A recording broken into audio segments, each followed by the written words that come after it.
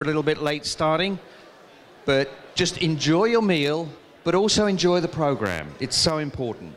What are we going to be doing here today? Well, the main thing that we're going to be doing is connecting a process with a value. Connecting the fire process with the rich value. That doesn't mean anything to you, at least most of you at the moment, but you're going to hear about what that is today. I'd like to thank, on behalf of Integrity Resource Center, the people who have made today possible.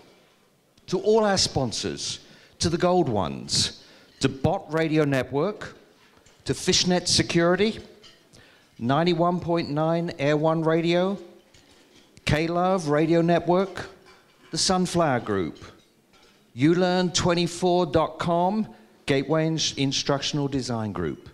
So let's give a hand to all those gold sponsors. Thank you.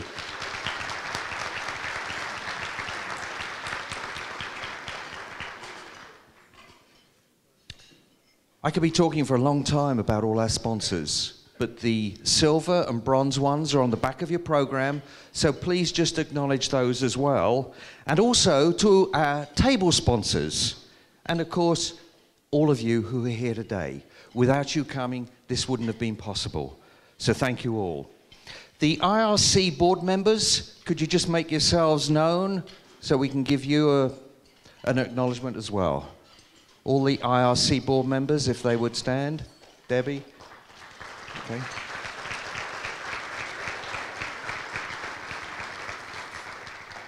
Thank you. What is IRC, Integrity Resource Center? Well, Rick Box, the president, will be telling you about that shortly. But in a nutshell, it's about connecting business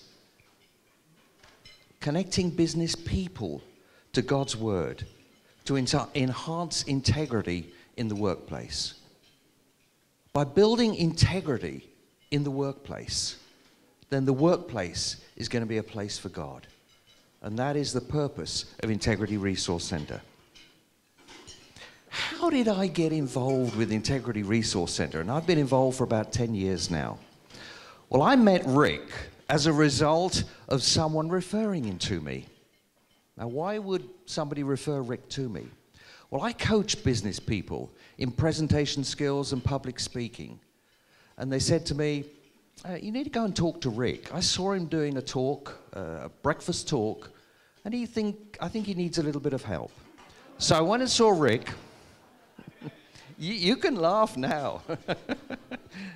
So I went and saw Rick, and we had a good discussion, told him about how I worked, gave him a price, and he said, I'm going to have to pray about that. Okay. So gave him a few days, called him up, and he said, I got a problem, Mike. I really can't afford you. So I said, you can, because God spoke to me too. I've got to train you, and it's not going to cost you a cent. So that was the start of a long period. And Rick now, I think, is one of the best speakers that I've heard. I'm not blowing my own trumpet, though. What's our goal for today?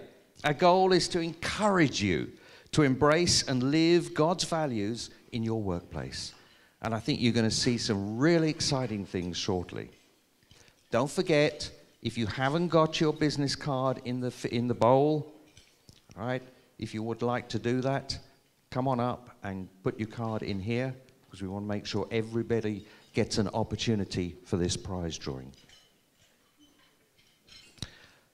With your package of information, you've got a response card. And I'd like you to look at that as well and make sure you fill that in. At the end of the day, the end of the program, just leave it on the table, but we'd like you to fill that card in. So without any more ado, I'm going to introduce the president of IRC, my very good friend, Rick Box.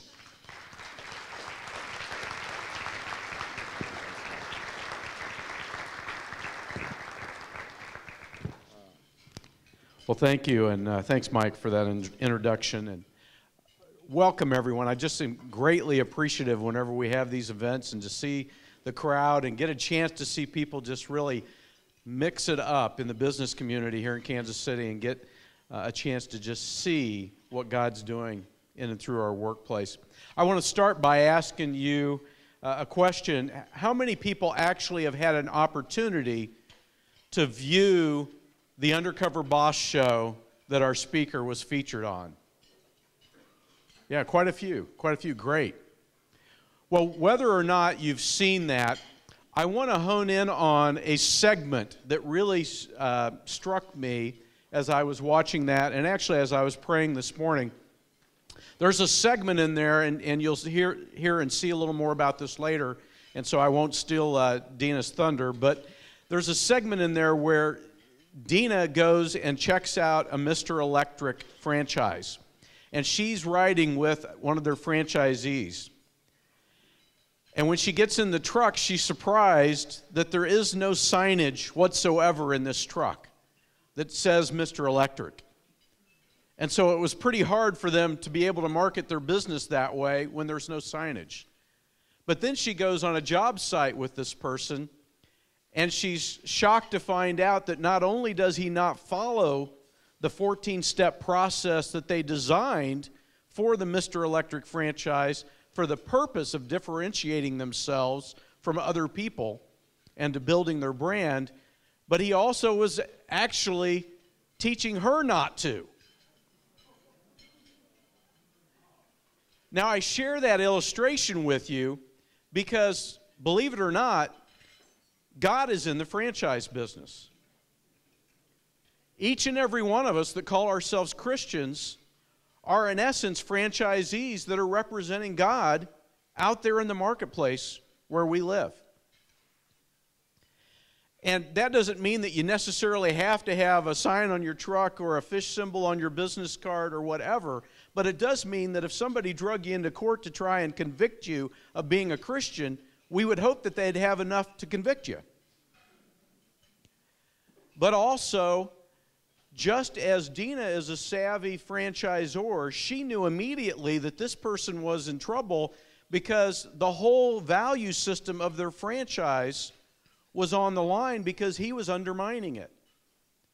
Well, likewise, if we don't live out the principles and the procedures that God's given us in this rule book, then we're undermining the franchise value that God is trying to instill in the marketplace through us as individuals.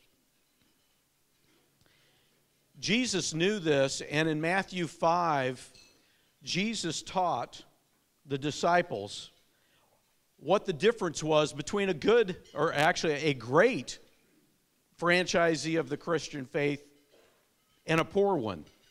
And in Matthew 5:19, see if I can juggle my glasses and this microphone all at the same time. Let me read this to you. In Matthew 5:19, Jesus said, "Anyone who breaks one of the least of these commandments and teaches others to do the same will be called least in the kingdom of heaven. But whoever practices and teaches these commands will be called great in the kingdom of heaven." I think that we need to realize as Christians, we are God's brand out in the marketplace. And my desire, my dream for each and every one of you, for those of you that this may be your first time to Integrity Resource Center event, and you're not familiar with who we are, you probably want to know why we exist and what do we do. And the why that we exist is my dream for each and every one of you is that you truly do what Jesus said here, that you practice and that you teach His principles in the marketplace. The dream I have for the marketplace and why we exist and what drives me is I have this dream of what if over 100,000 leaders in the marketplace actually practiced and taught and learned God's principles for their workplace. And so that's the why kind of what we do and what we're all about. And what do we do? You know, what we do is helping others learn, practice, and teach God's principles in their workplace for God's glory. We want you to be fully equipped to learn and understand how His principles apply to you. and what that means in your workplace. And then we want you to live it out. We want you to follow this book that God's given us as a guidebook so that you can better understand how it looks and feels to be a Christian in the marketplace.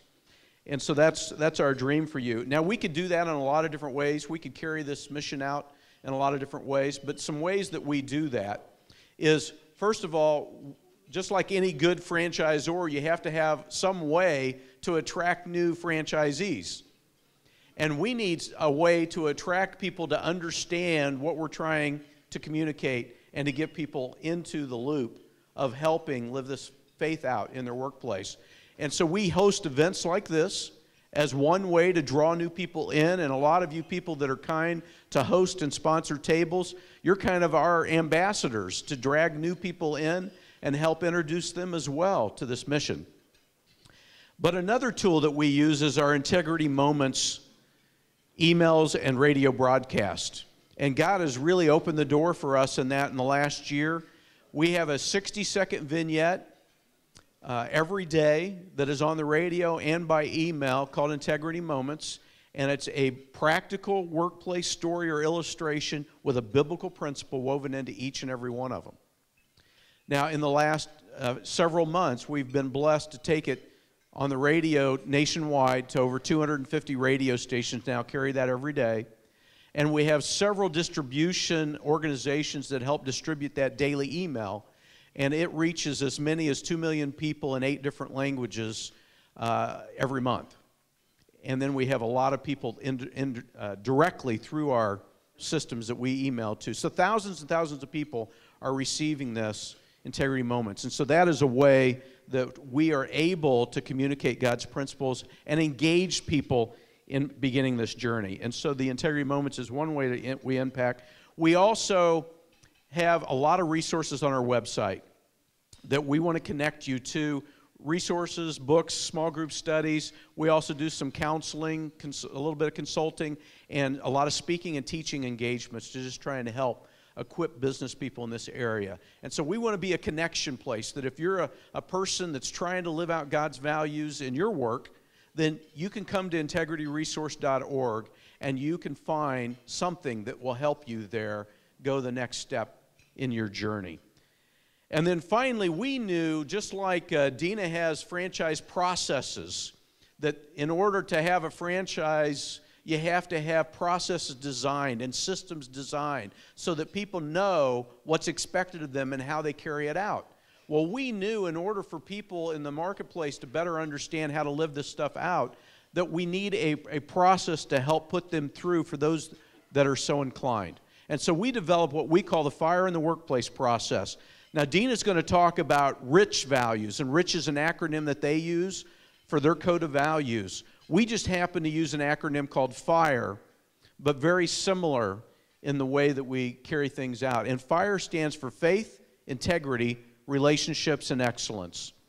And those are the values that we teach and that we try and model through our ministry. And the FIRE process is a simple 3-step process that we encourage people to engage in. The first step is the FIRE assessment. We have a free self-assessment tool online that you can take, and there's one for business owners and there's also a separate one for employees, and so that you can actually go through an assessment and find out how well you score on these different aspects. And it will help you find out, really, what are the principles I should be living, how well am I doing that, and what are some areas of concern. And in those areas of concern, we have strategies and recommendations now on the website that will help you with that. And so that's the first step. The second step is to sign the FIRE covenant. We have a covenant that really is born out of the book of Nehemiah, that people realized that God had principles that they weren't abiding by, and they needed to make a written commitment to God that they were going to do differently, and they were going to do better. And so we encourage people to sign the FIRE covenant. And then finally, we have a Fire in the Workplace course. We have an online course. It's a 6-module course that you can take 24/7 online. But we also sometimes teach that as a course here locally, and we're working towards making that a curriculum that others can begin leading small groups as well through that fire in the workplace. And so those are 3 steps that we would just encourage you to take. Now let me just talk briefly about some results that have been going on. This fire in the workplace process really kind of began about 15 months ago that we were trying to put all that together. And so we've had some small beginnings, but we're excited about some of the traction we're beginning to get. We've had over 1,575 people that have taken that fire assessment, people from all around the world. That's been pretty exciting. Actually, let me read a quote I had recently, an email from a lady named Margaret. She wrote, "I'm really being challenged at work as a manager, and I needed this fire assessment to help me identify my shortcomings. It also has caused me to get my focus back. It's not about me, it's about lifting up a stand for the Lord." And that's encouraging to me, that we just desire each and every one of you to be able to have a tool like that to be able to help you. The fire covenants, in just the last 15 months, we've had over 300 people online from all over the world that have made that written commitment. And over time, we've had over 1,000 people that have made that commitment as well. And then we also have the Fire in the Workplace course that we're trying to really ramp up. So about 70 people have either done that online or have attended one of our courses to go through that. So that's just a little bit about the results. So how can you engage? I just want to kind of wrap up with 3 possibilities, and you'll see these on your response cards that are at your table today, that we want you to have a way to walk away from not just another event, but a way to plug in. And you can do that by subscribing to Integrity Moments. Some of you might not be on that list, and you can get that as a podcast, or you can get it as a daily email. A lot of people love that it's just 60 seconds. It's early in the morning. Some people use it as their daily devotional time. The second step you can take is take the fire assessment. If you check mark the box on the response card, we'll even make it easy. We'll email you a link so you can just go directly to the link and take that free assessment tool. And then finally, we want you to get engaged with this Fire in the Workplace course. And we know sometimes for people to jump into a 6-module course online is a little daunting. And so on June 29th, we're going to host a workshop that's going to take the first segment of that called Maximizing Your Calling. And so you can sign up today for that 2-hour workshop on June 29th, and there's actually a discount for you if you sign up here today for doing that. And so we want to engage you that way to begin the journey in the Fire in the Workplace course. And so that's available for you as well. And so as I wrap up here, and I'm going to introduce our guest and lead us into that story, I just wanted to share with you, as we listen to Dina today, I would encourage you to think about one question in the back of your mind as you're hearing what she has to say today, and as I've just shared some of this Fire in the Workplace stuff. And really that question I want you to ponder is how well am I representing God's brand in my workplace? And just ponder that today as you hear what Dina has to say and some of the things that she's been on in her journey. And now it's my pleasure to really transition us to introducing Dina Dwyer-Owens.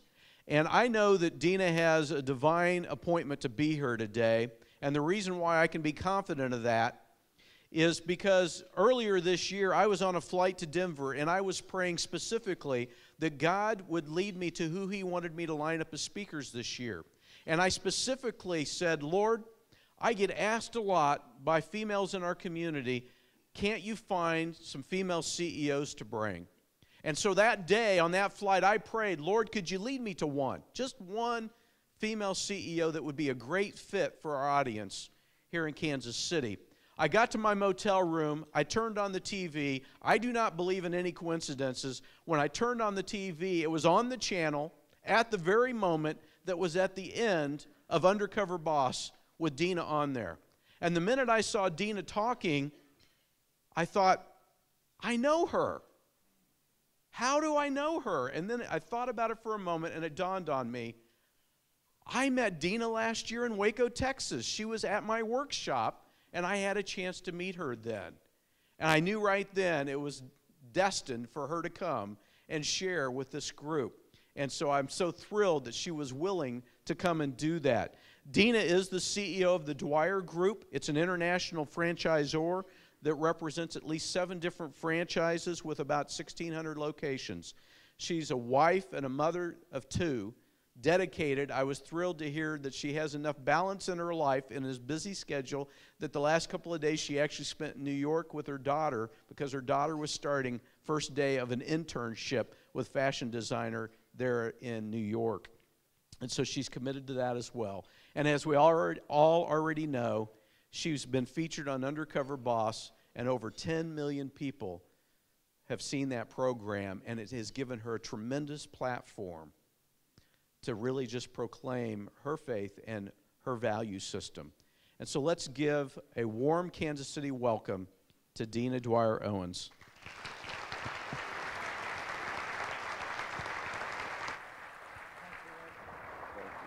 Thank you.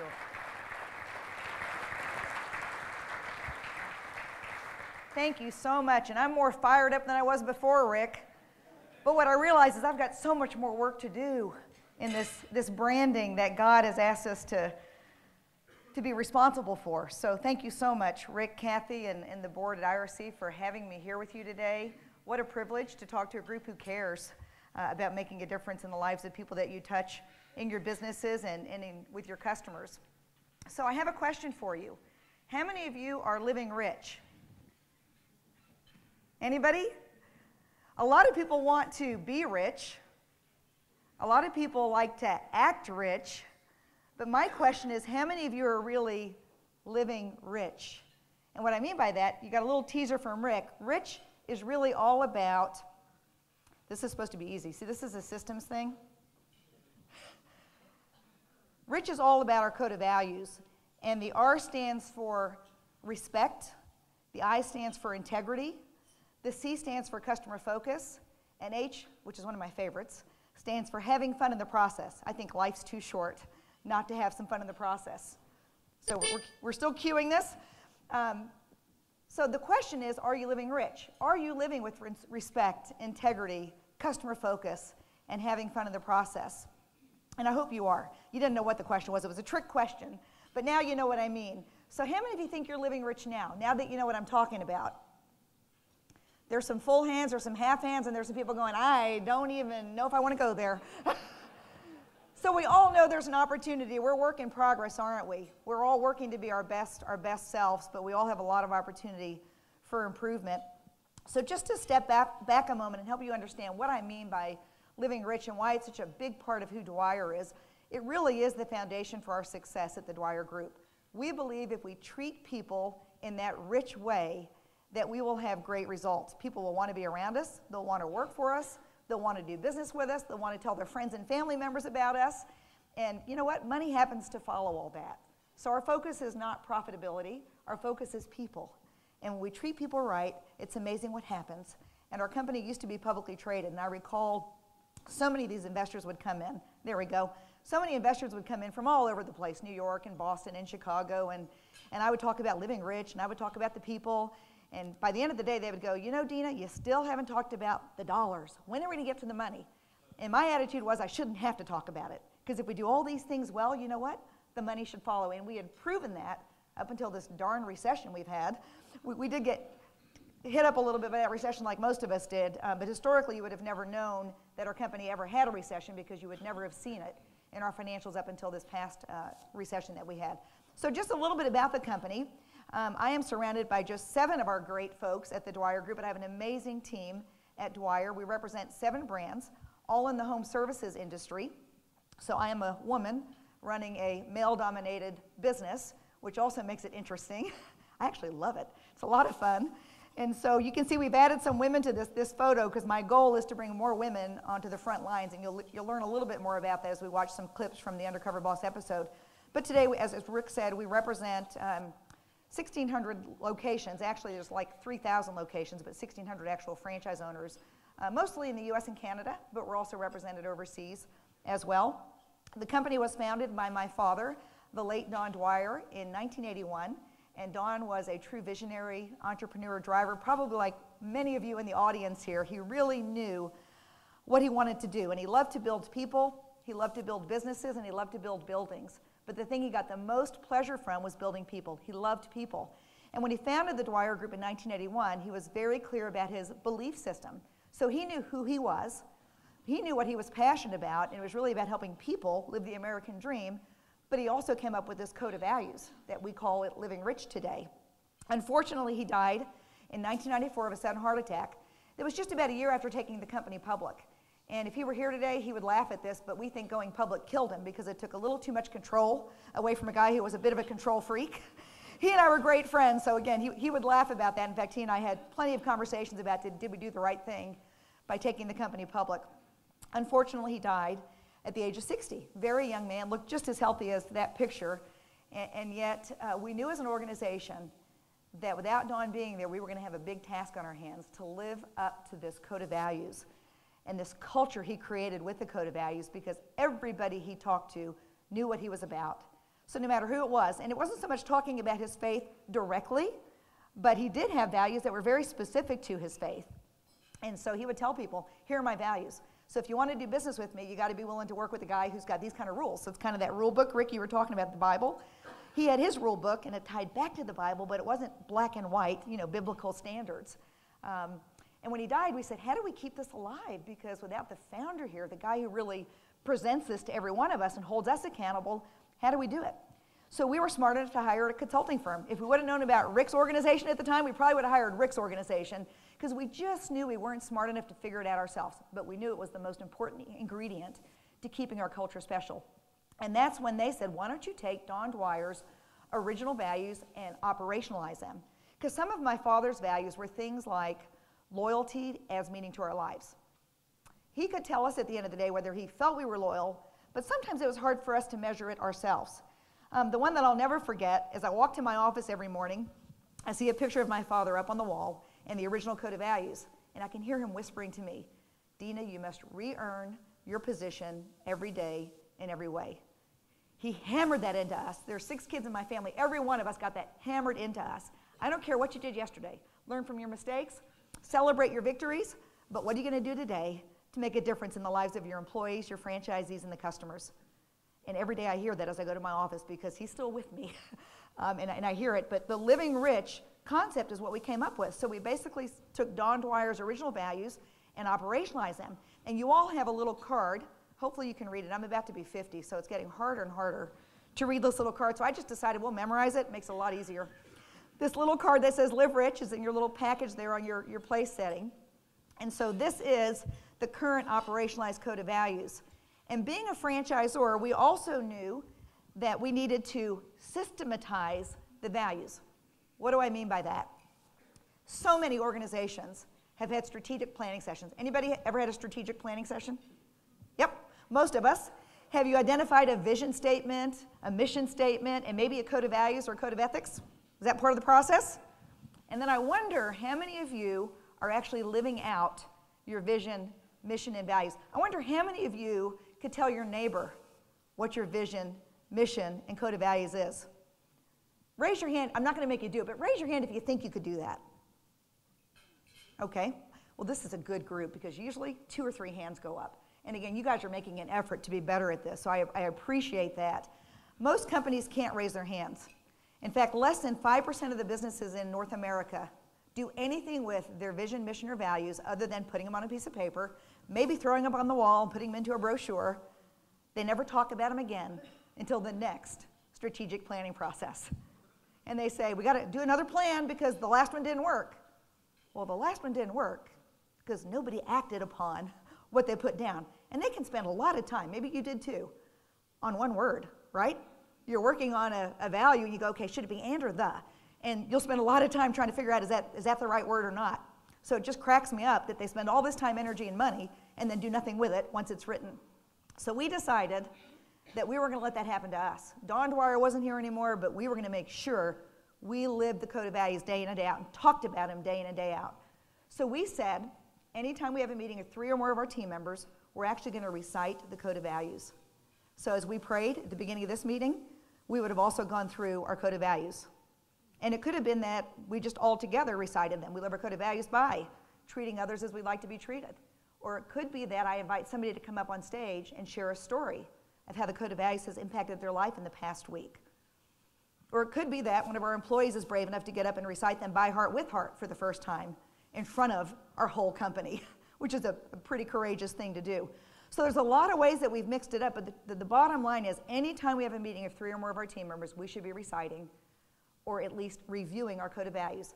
We've been doing this for 16 years now, so sometimes reciting them in 6 meetings in one day can get a little bit older, as some people might say, monotonous. So we say, don't let it ever become monotonous. So if you've already said all the values once today in a meeting, then maybe you should just talk about a value that you need to get better at. So maybe there's one that you've gotten feedback through surveys, because we survey our franchisees. We survey our end user customers. We want to find out, how are we doing with our code of values? It's one thing to have them. It's another thing to measure whether or not we're really living up to them. And we can pretend all day long we're great at it, but I'll tell you, we're not a perfect company.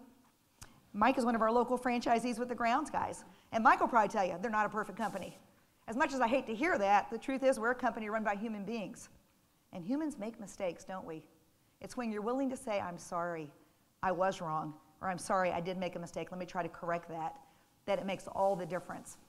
So since we came up with the operationalized code of values, we've done this recital process. We did go through a neat exercise to get our employees on board, because they had to go from a transition of Don Dwyer, who was all about the code of values, to now turning something into an operationalized code of values where they had to hold themselves accountable and hold each other accountable.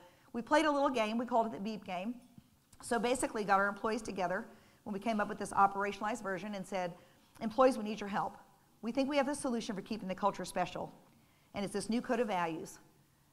But none of us have practiced it yet, so we need you to study the code of values, and for the next 90 days, if you find any management team member violating a value, we just want you to give them feedback. And the feedback came in the form of a beep. So it was a verbal beep. We had a lot of beep, beep, beep, beep, beep, beep, beep. I mean, there was so much beeping going on. We have Roadrunner up there for a reason, because as we were trying to create this values-based team, we needed them to believe that the management team was truly committed, because I can talk about the code of values all day long, but if I'm not really working hard to live it, our employees and our franchisees are just going to dismiss me and say, it's one thing for her to talk about it, but she doesn't really mean it. She's not really working hard to live it. So it starts with leadership. So the employees beeped us for about 90 days. I mean, we got a ton of beeps. The beeping that happened the most was around speaking calmly and respectfully without profanity or sarcasm. That's one of our toughest values. We're in the plumbing business. We're in the electrical business. We're in the trades. They speak like sailors sometimes. They don't even realize it's happening. So that's where a lot of the beeping came from. But we had one incident that was a real awakening for me. I had a mailroom clerk who had the courage, as she was walking by an executive who used profanity, to beep this executive. Well, the executive was not having a good day. I can't repeat what she did, but she responded with some sign language that was not nice. Yeah, really bad, really bad. And the mailroom clerk then was also courageous enough to come to us and say, you won't believe what just happened to me. She explained it, and we were like, we don't believe what just happened to you, but we're all going to have a bad day. Again, we're not a perfect company. The interesting thing is, we coached that executive. We didn't fire her. We're all going to have bad days. We're going to make mistakes, and this is a new learning for all of us. She self-selected out of our company 2 months later. Why do you think? It was too hot in the kitchen. She was an executive who was very traditional in the way she thought about her role. No employee's got the right to tell her when she does something wrong. She only has the right to tell the employee when they do something wrong. Well, that wasn't going to work in our culture. And she knew it. She knew we were going to take this seriously, because the employee said, yes, we do want to live by these values. We do believe the management team is committed, after we did the beeping game for 90 days. So she decided, this isn't the right place for me anymore, because people are going to hold me accountable. And whether it was cussing or whether it was just attitude or whatever, it wasn't going to work. So what's interesting today is it's very rare that we have to ask somebody to leave the company. Because when we hire, we are very careful about who we select. We show them the code of values. We talk about the code of values. We let them know that we measure their success on the code of values. And they either decide that they want to be part of this or they don't. And most of the time we make a good choice. Sometimes we don't, because there are people who are great salespeople and they'll convince us that they will follow the values. Debbie, you know this, and then they really don't, but they've gotten in the door. The peer pressure, though, amongst our team will sometimes force somebody out of the company, too, because maybe they got in the door and they really thought they were going to be able to live by the code of values, and then they don't. And then the other employees pressure, because the employees have the right to say, hey, Rick, you're not really living up to the code of values, and you represent me. So we're representing God and all this, but you represent me, and I don't want to be embarrassed by the way you're treating a customer or another associate. So there's a lot of peer pressure in a positive way now, because the employees know that they can hold each other accountable to the values, they first have to hold themselves accountable. I need to move on. I got a lot to cover. So Undercover Boss. What a story, Rick, that Rick just happened to turn on the TV, and this is what was on. So let me start by just talking about why Undercover Boss. Our company was celebrating our 30th anniversary last year, and a couple of my friends had the opportunity to go undercover. And I thought, well, I had one friend of mine was Steve Joyce with Choice Hotels, and then Shelley's son with Bright Star, and I thought, that's interesting. I think that CBS just doesn't know who the Dwyer Group is, so maybe we should call them and let them know that the Dwyer Group is out here and we're celebrating our 30th anniversary, and Dina would love to go undercover to find out, is the code of values really penetrating the front line? Because although we do survey our franchisees and we do survey our employees, the only surveying we do with the end user customers is Net Promoter Score. Anybody familiar with Net Promoter Score? So we do ask our end user customers, would you refer our franchisee to a friend or family member? So that's some sense of finding out whether or not they're happy with the service and that we're providing service with respect, integrity, customer focus, and having fun. But I wasn't absolutely sure because I leave it up to the franchisees to make sure their employees are trained to the code of values. So we phoned up Studio Lambert, which is the production company, told them who the Dwyer Group was. They said, well, send us some information. Sent them some information, and the fact that I'm a female CEO in a male-dominated business made it even more interesting for them.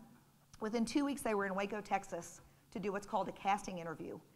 And I'll never forget, one of my goals is to attend church regularly on a daily basis. I happen to be Catholic, and so going to Mass in the morning is one way that I get grounded and keep perspective. I'm not very good at praying and meditating at home because I see too many things that need to be done around the house, so that's just who I am. I get distracted easily, so I have to put myself into a quiet place, and church is the place that I put. And this morning I was able to make Mass here at 8:30. It was a beautiful church, and so that helped me start my day off on the right foot. But I was at Mass that morning. The casting director was coming in at 10 a.m., and our priest was doing a homily about our responsibility as Catholics to evangelize. You know, Catholics can be very quiet about our faith, which is not a good thing. And for some reason, we don't believe we're supposed to evangelize. You know, we know that we're supposed to behave in a manner that supports what God wants us to do, but we're also supposed to talk about our faith. And we don't do a great job. I should say I. Maybe I don't do as great of a job as I should do. But that morning, the homily was a strong message to me that, Dina, you're having a casting interview at 10 a.m. You better be willing to talk about your faith. Even if it doesn't come up, you better figure out a way to make your faith show up. So the casting director sat me down. He said, season 3, we want to do something different. We want to learn more about the CEO and their personal lives, not just what they do at work, but you all have another life, you know, around work. What does your day look like? He said, so just kind of start with what happens when you wake up in the morning. I said, well, the first thing I do is I say my prayers before I even get out of bed. These guys are all from LA, by the way. Not to prejudge, but.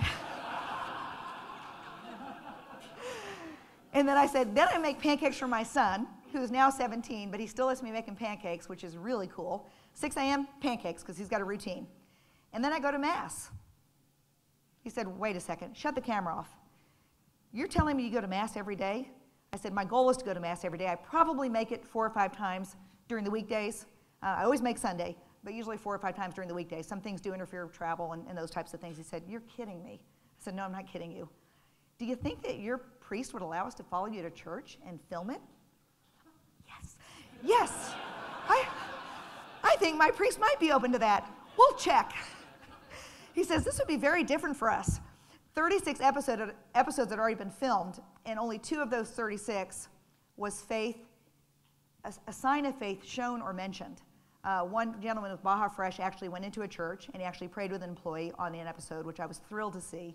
And then another CEO had talked about their company being a faith-based organization, but that was the only sentence that came out of his mouth. And thank God he even said that. You know, that took courage probably too. So that was a really neat idea that this casting director had. So just kind of move it fast forward. They did this 3 hours of filming with me, got a hold of the church. Church said yes. Priest didn't check with the diocese though, so he might have gotten a little trouble, but it's okay. It all worked out. They came back after CBS gave the green light and said, we're ready to go. We're ready to do some filming. But Dina, you've got to come up with an undercover name, because one of the biggest problems we have is the bosses don't remember their fake name. Because, I mean, it's hard to kind of deceive people in the first place, but then you got to remember you're somebody you're really not. So they said, we need 4 potential undercover names that you can use. And I thought, oh man, I really don't want to mess up, because my friend Steve Joyce did mess up. And I thought, I really don't want to mess up. What name could I use that I will never forget? And it took me back, as I was just praying about it and thinking about it, it took me back to when I first became CEO of the Dwyer Group in 1999. And ladies, you'll appreciate this. Glamour magazine was my first interview. I thought that was really cool. I wasn't a cover girl though, darn it. But Glamour called and said, we're doing a story on successful CEOs. And we want to know your secrets to success. And I thought, wow, that's interesting. But there were so few female CEOs that, I happened to be one of them, even though at the time the company was much smaller in 1998. So I said, what are my secrets to success? Faith. First thing that came to mind was faith. Second thing was support, having a team that supported me both at home and at work, that had the same values I had. And then finally, systems. So systems and habits are a big part of my success too. So I said faith, team, and systems or habits. So I thought, faith, that'd be the perfect Undercover name. So I went back to CBS, I said, okay, I've got 4 names for you. Faith Brown, Faith Jones, Faith White, Faith Black. They said, you're very creative, Dina. And they had to, I guess, do a background check to make sure that none of these faiths were a problem, because that would be a problem for that person if I was pretending to be them. So they came back and said, Faith Brown will work. So what a wonderful opportunity for me. And so the signs of faith started showing up everywhere. I mean, God does place signs everywhere, doesn't he? But literally, he was placing signs for me. So the morning that they were coming to Waco to start, this was July of last summer, to start the actual filming, I'm driving down I-35 close to Baylor University. I had never seen this billboard before. And it said, Baylor University, encouraging faith. Yes, I called Ken Starr to tell him, thank you. I appreciated the support. He wasn't available to talk to me, but it really hit me, the fact, you guys get it? So here I was, faith, and every sign in town was talking to me. There was another sign that said, a church sign, I love those church signs, is faith important? You better believe it. This morning I looked out my window and there is, I don't know if it's one of yours, but there is a service vehicle out in the parking lot that says faith on it. So anyways, the faith things just keep coming, but I was Faith Brown on the episode. And what I want to do is just take you through some clips and just tie back how our code of values I discovered was really working on the front lines. And CBS went out and interviewed over 100 frontline team members. I had no say in it. I've signed my life away, by the way, and had no say in any editing or control over who I'd be meeting with. They worked with my marketing team. Marketing team couldn't tell me a thing. So from day to day, I did not know who I'd be meeting with. And out of 100 interviews, they picked 4 folks for me to meet with. I had only met one of those folks once when they came through basic training as a franchisee. So the first thing is we've systematized our code of values. And so we'll do that by getting up in front of a group and reciting them, or we do it by going around the table. So one of my first experiences as Faith Brown was at a Mr. Rooter, Mr. Electric franchise location in Atlanta, Georgia. Oh, I better go back. This is your cue. As we do with every meeting, let's go ahead and get started with our code of values. On your feet. Company. Huh. We live our code of values by. Never saying anything about anyone that we would not say to him or her. We live our code of values by. Asking clarifying questions if we disagree or do not understand. The code of values is clearly part of what we do, but the presentation of it was new. At ease, gentlemen.